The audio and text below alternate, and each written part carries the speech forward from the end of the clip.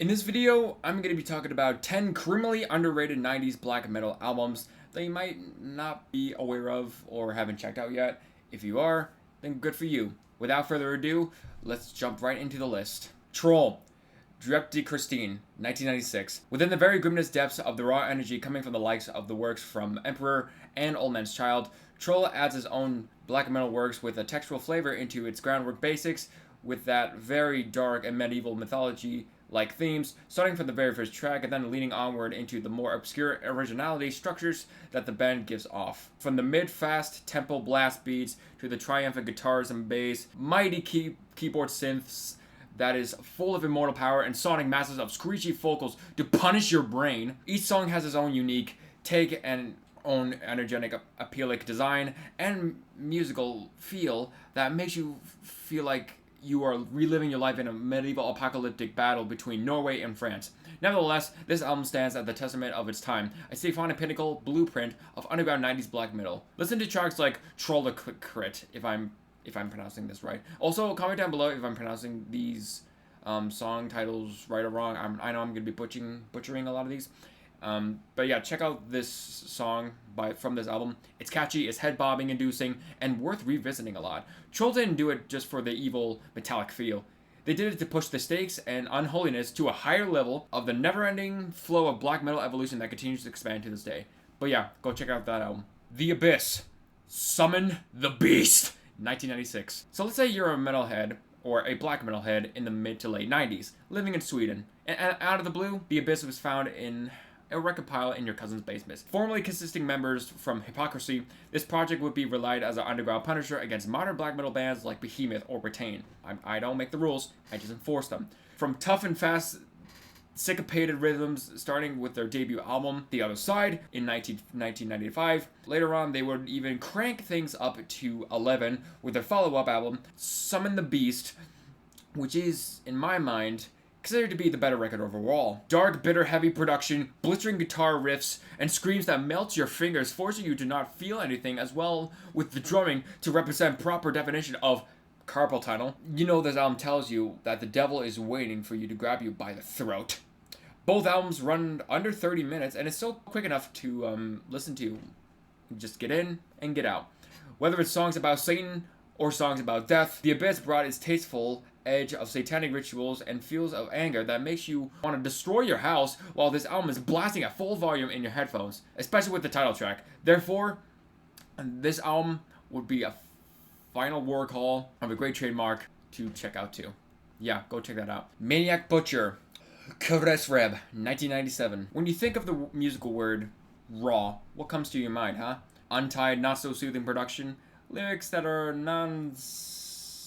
sustainably unintelligible, and musical checkmarks from the song structures and overall effort and originality that has not been groomed in 1,000 years or so. Maniac Butcher from the Czech Republic says no meanings, no mistakes, just pure raw evilness and hate that unchecks all the boxes in the standpoint long run. This particular album brings a bombastic circular motion of satanic massive hate, misery, blasphemy, and of course, Satanism! Along with trademark anthems coming with backgrounds, foreigner works of Immortal and Dark Throne. From the slow handshaking parts with riffs and rhythms in which are full of hate and the hate's aggression, to the more faster parts of the tracks that points out to the sheer anger that is punishing to the listener, which why those maniacs live up to their name. If you just want non-stop, unjustified satanic mayhem that has no way of telling you there is no rules anymore and you shall be the master of your own ego and your own demise, listen to tracks like Eyes to the Victim. It's lo-fi, evil, and full of carnage. Better than other words, this album is the barbaric and heinous third eye of immortality chaos. More, Shemhem Foresh, 1997. I couldn't complete this list without including More from Russia. With only having one release in their time, in their catalog, it remains of somewhat of a rare gem in the 90s underground black metal scene, despite being in Russia. Crunchy guitar riffs, bass guitars played with a very simplistic, rude patterns with a bit of bite to it. Both are infused with style that is being played for enjoyment. Drums are not only bringing a different, simple feel, and telling that the listener this is more than your simple Dark Throne album. Tracks give off like a tight roll of expanding the sound of agony and creepiness and solitude from previous daunts and watering them down with 10 times the intensity, having themes to do with paganism tales and diabolic darkness. More brings a dark, perfect triumph of the sign to hell. Take tracks like track number 4, which is translated to Dark Force, and the almighty self-titled closer, and putting a little bow on it and considering it as an art piece of unholy hymns and mysticism. No matter the sides of pie charts, all that matters is that this album here presents to you. You can't read the book by its cover, and don't judge unless you are being judged.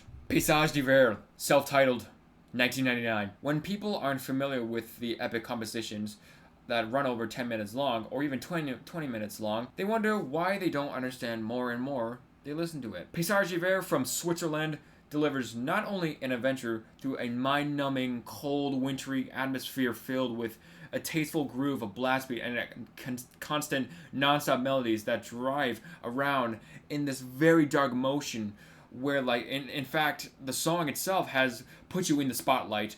You are the lone wolf of the night. From the first 18-minute track, Well As Is, from the moment it starts, from a mid-pace blasting, blaring guitar riffs, sharp drumming work, and production sounded like it was recorded with only like one SM58 microphone that was placed on the other side of the cave, creating that reverb and very drenched feel to the listener, stretching your mind across frozen winter abyss landscapes. This particular release is not only a staple within black metal in the wake of the third wave of black metal in the late 90s, but is a trademark of creating an element of creative knowledge, of excellence, understanding that is more, and even the longer you listen to it, the better. Mixing with not only with black metal, but with a majestic ambient moment scattered across certain parts of the song, the individual behind it has no doubt in mind. If songs are breaking the boundaries, that's just him. You can't stop it. Who else can you expect? Some songs are even like running over 20 minutes long, but hey, that's Paysage D'Hiver. But it's drive that keeps pulling and even pushing you onward into that void of perversity. So yeah, definitely recommended for your own taste. Grievance, The Phantom Novels, 1999. Now let's bring in some proper but also hinged black metal into the fold. Easily, this album brought a steady exorcist of legendary sound from the likes of Enslaved and Satyricon. Grievance really helped their sound to become a handheld product to the table in slow-mo dark fantasies. Steady late 90s black metal production, good tone of balance, equal groomed parts of dynamic workage. From the evil keyboard voices used in a perfect and a pristine way that shapes that match of the album's vibe. Not too much, not too little, just right. To the solid guitar tremolo riffs and to the crisp drumming with hints of progression and beat switch-ups adds up a pretty nice overall with the vibe and the mid-fast paced album that pushes off on. Take tracks like Outro City Upon Deception. It shows examples of perfect balancing and mixing and dynamics that this song functions off of. The vocal effects and some pieces of the riffing and some parts of this record kind of remind me if the band just listened to Tool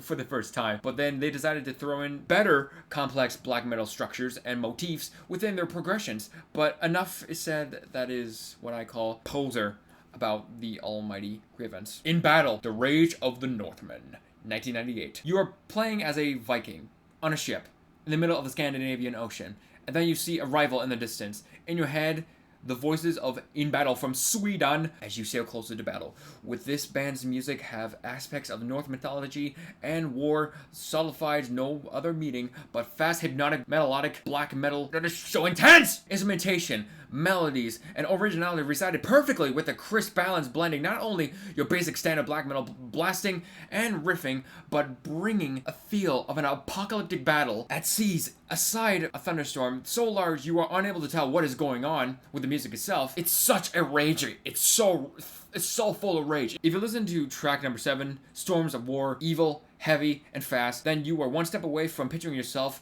of what would be cited as a participation at the front lines in the medieval Norse times. It's a wild one, and definitely be spoken about more often within the metal communities, say the key at the least. Setherial, Lords of the Night Realm, 1998.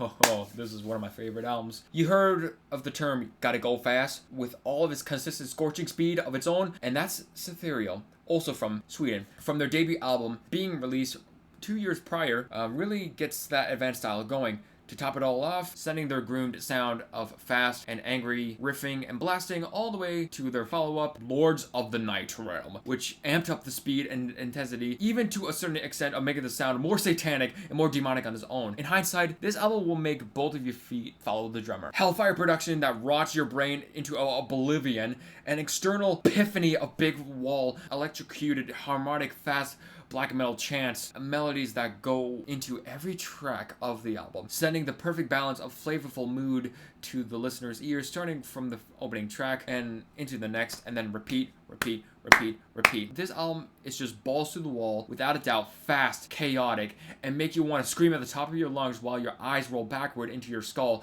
turning you into Satan itself. The fast and abrasive title track, when I'm always playing it, as well as other tracks, Satan's Realm, don't forget about Into Everlasting Fire, Vargavinter, Frost Fog, 1996. There is many alternative albums during this time period within reach that is icy cold. Frostfoot by Vargavinter is a good gem to look at. This album brings a very cold plus sweet and sour taste of nature fulfills in its wintry and very mid-settling paganism themes, tight in Carpathian guitar melodies, patterns, and riffing structures, soaring in the winter bliss of shrouded cold bliss as you are playing inside of a blizzard, while the drums are pounding away of heavy blasting and unholy hitters, the bass with his basic rules breaking the rule ground. This album is perfect for people who can only listen to the black metal in the wake of Samhain and of course the beginning of winter season. I recommend tracks like Somdi Sad would be worth saying, fuck yeah! I want to be a warrior with a trumpet on a hill, blowing as loud as the almighty mountains can hear me in the wake of fall harvest season! Dawn. Near Sloan and Garnipper for Evoger, 1994. This album would be a light of day of a new era for Dawn from Sweden. After putting out a couple demo tapes and raging in the sound of death metal, while the other death metal bands are transitioning into the realm of black metal in 1993. Near Sloan and Garnipper for Evoger holds this very obscure but not so strange accountable gratitude of being a superior for the year of 1994 for being a big influence, the new sound that would be known as blackened death metal. Impactful and embracive, huh? Soaring guitar melodies and hooks flying across in your face like a flock of ravens with big tone sounding dark and heavy can say no different like others on this list. Realize this isn't your basic death metal drumming. It's drumming that is more darker and has more of a punch with thousands of red suns. The vocals, well, they're wailing and growling with passion and emotion. All these characteristics and points relieve off a nice sharp polish of heaviness that is the album has. Not to mention the direction of musical sound that the band will go in with this particular album here. Some notable highlights to be found on this album would be As Tears Fall, which sounds like a soundtrack to A Winter's Tale but viewed as a shock art piece. And don't forget about Diabolical Beauty, which sounds like you are just about to enter the first realm into Dante's Inferno. More nature-like, more dark shroud state. Therefore, Dawn is primarily a band that should be defined as a proto-blackened death metal in its finest extent. Even if bands can set the stage even higher than one, it don't matter. If the love sucks or not, or in case of superior bands that follow that tradition, the world of black metal. But honestly, this album could possibly be a 10. Let me know what bands and what type of videos I should do next. Should I do a part 2? What bands are also considered to be underrated? I like to see in the comment section. Cheers.